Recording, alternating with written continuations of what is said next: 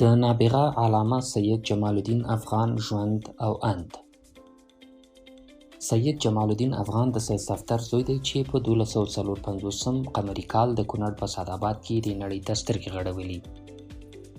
د سید جمال الدین افغان کورنۍ د امیر دوست محمد خان د حکومت په وخت کې کابل ته تللې او هلته میشته شوې ده. سید جمال الدین افغان ډېر ځیرک او هوښیار و او د فکر پراخي یې دومره وه چې په لږ وخت کې د وخت دود او مروجه علمونه ټول زده کړل. سید جمال الدین افغان 18 کلنۍ کې صرف، نحوه، معانی، بیان، نوی او زوړ تاریخ، تفسیر، فقه، حدیث، عقاید، اصول، کلام، منطق، هندسه، ریاضي او طب بشپړ کړل.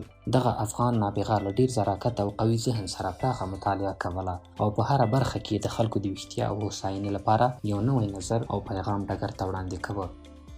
سید د خپلې پوهې په برکت خپل ټاټوبی او نور ډېر هیوادونه ویښ او د ژوند په رښتینې معنا یې پوه کړل. دغه ستر نړیوال مسلمان شخصیت او د اسلامي نړۍ ستر محسن د نورې نړۍ له لورې په لوړو القابو شان او شوکت یادیږي، او دا ځکه چې په اسلامي نړۍ کې یې راویښونه پیل کړه او د مسلمانانو ټولنیز دردونه یې په ځانګړي واقعبینۍ بیان او د سمونې لارښوونې ورته وړاندې کړې. په دې ویډیو کې مو د دې ستر انسان څو په زړه پورې ویناوې تاسو ته راټولې کړي دي.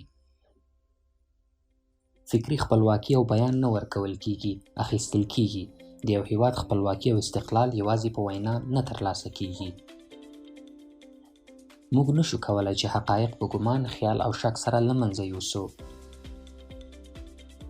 د پستۍ او حقارت انتخابول د عزت او وقار په پرتله اسانه دي. ډېر لږ داسې پیښیږي چې حق پرته له زحمته ترلاسه شي. ملت پرته له اخلاق نابود دی او اخلاق پرته له عقیدې کومه لاسته راوړنه نه لري او عقیده پرته له پوهې او علمه عقیده نه ده. د ملتونو د اعمالو تر ټولو غوره تله د هغوی اخلاق دی. د حکمت په لټون کې ډېر خو عملي کوونکي کم دي. که ناپوهان او جاهلان حاکمان شي نو د ټولنې نظم او نسق له منځه ځي. هغه څوک چې د خرڅلاو لپاره خس راټولوي له هغه کس څخه غوره دی چې سره زر زیرمه کوي.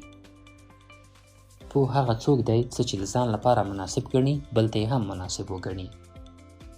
هر کله چې انسان خپل ځان سره محاسبه وکړي څرنګه چې نورو سره محاسبه کوي نو په دې صورت کې به د هغه تېروتنې کمې شي او کمال ته به نږدې شي. لویدیځ ته لاړم، اسلام مې ولیده خو مسلمانان مې ونه لیدل. راغلم ختیځ ته، دلته مې مسلمانان ولیدل خو مسلماني مې ونه لیدله.